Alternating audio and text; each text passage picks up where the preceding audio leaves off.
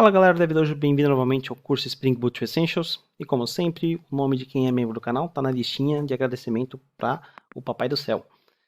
Bom, nesse vídeo nós vamos falar sobre algo que é extremamente importante quando você está trabalhando com microserviços. Então, o Spring Boot ele vai te possibilitar a criação de microserviços. Existem empresas que utilizam o Spring Boot como se fosse um sistema monolítico Java EE, mas, no final das contas, a ideia do Spring Boot é você criar serviços pequenos, serviços que são facilmente mantidos por, no máximo, 3, 4 pessoas, incluindo testers, front-end e tudo mais. Bom, quando nós estamos trabalhando com microserviços, a chance de você fazer o deploy dessa aplicação em um ambiente cloud, AWS, Azure, Google Cloud e assim por diante, é muito grande. Quando você está fazendo um deploy nesses ambientes, você quer que a sua aplicação te diga o estado em que ela se encontra. Então, por exemplo, digamos que no tempo do Enem, você tem aquela prova que praticamente todo mundo faz no ensino médio, e durante um determinado período de tempo, lá uma semana, nem sei se ainda é assim, você precisa logar, cadastrar para ver suas notas. Então você imagina milhões de estudantes entrando ao mesmo tempo. E o que acontece? A sua aplicação às vezes não dá conta. Então nos primeiros anos que o Enem teve esse padrão, eu lembro, ninguém conseguia acessar aquela merda, porque os caras não planejaram direito e a aplicação simplesmente não aguentou a demanda de requisições. Quando você tem um ambiente cloud, significa que você pode escalar a sua aplicação. E para escalar a sua aplicação, você precisa de métricas. Por exemplo, qual é o estado da minha CPU? Por exemplo, a gente está com o serviço rodando 80% na maior parte do tempo. Qual é o estado de memória? Já usamos 90% da memória. E quando nós temos essas métricas, você pode simplesmente falar para a aplicação cloud, que está iniciando, para, por exemplo, subir mais 1, 2, 3, 4 serviços. Você escolhe, somente se você estiver utilizando Docker e Kubernetes. Mas no final das contas, você precisa dessas métricas e o Spring ele facilita bastante a nossa vida. Se você quiser saber mais sobre eles, procura sobre Spring Actuator, que esse cara aqui, só de adicionar essa dependência, vai te habilitar umas métricas. Então, nós vamos fazer isso. Eu copiei aqui essa dependência. Não sei se vocês estão vendo porque está bem pequenininho. Spring Boot Starter Actuator. Vou adicionar no pom.xml, aqui no comecinho. E ao adicionar esse cara, eu vou reiniciar aqui o iniciar a aplicação, Shift F9. Eu não tenho meu Docker Compose rodando. Vamos ver se eu vou conseguir startar. Muito provavelmente eu não startei. Na verdade, startei sim. Foi mais rápido. E eu não sei se ele fez o carregamento das dependências. Não, ele não fez o carregamento das dependências. Eu vou ter que reiniciar de novo. E eu vou acessar aqui agora. Localhost 2.80.80. Mas ao invés de acessar Swagger, eu vou acessar aqui Health.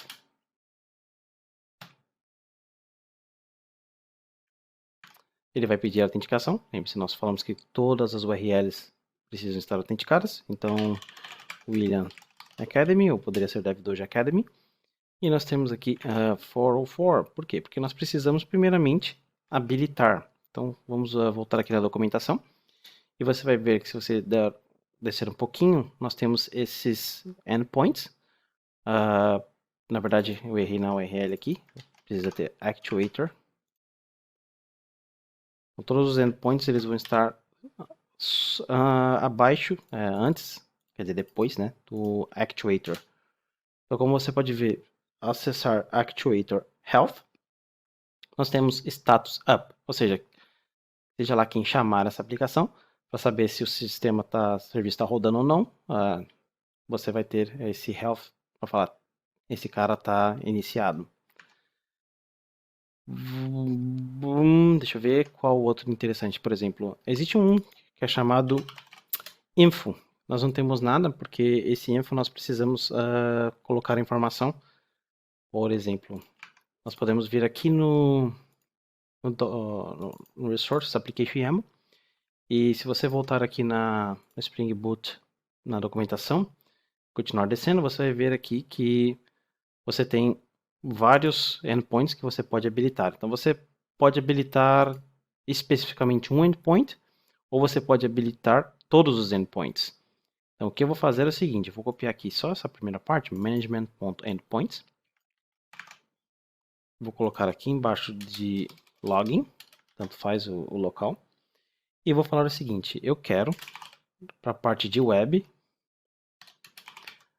expor todos os endpoints. Então, vou incluir, como é que eu faço para incluir a galera toda? Com asterisco entre aspas duplas. Ao fazer isso, e rodar um build aqui para ele fazer o hot deploy, eu acredito que vai funcionar. Nós vamos ter acesso a maioria desses elementos que nós vemos aqui nessa tabela. Na verdade, nessa daqui. Os endpoints que nós colocamos asterisco na parte de web estarão disponíveis para nós. Então, por exemplo, info ainda não vai estar disponível, mas nós podemos utilizar esse aqui, metrics. Vamos copiar aqui. Em vez de info, localhost 2.8080, metrics, /actuator /metrics. E você tem todos esses valores aqui disponíveis para você. Então, por exemplo, quero saber o uso da CPU. Eu vou pegar aqui Process CPU Usage e vou adicionar aqui depois do Metrics. Então, como você pode ver, está usando 0.15% da CPU, a minha virtual machine. Se nós voltarmos,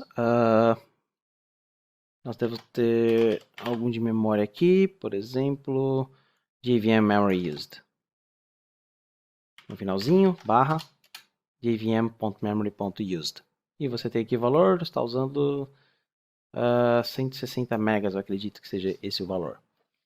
Então todas essas informações estão disponíveis só de você adicionar o Actuator e colocar aqui esse Exposure Includes. Aí vem aquela pergunta, William, e o info? O que eu posso fazer com o barra Actuator barra info? Bom, você pode vir aqui e colocar tudo que você precisar, por exemplo, info.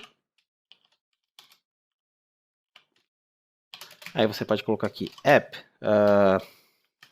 Spring Boot 2 Essentials by DevDojo. Website devdojo.academy. Ainda tem gente que usa devdojo.com.br, mas o nosso site é devdojo.academy.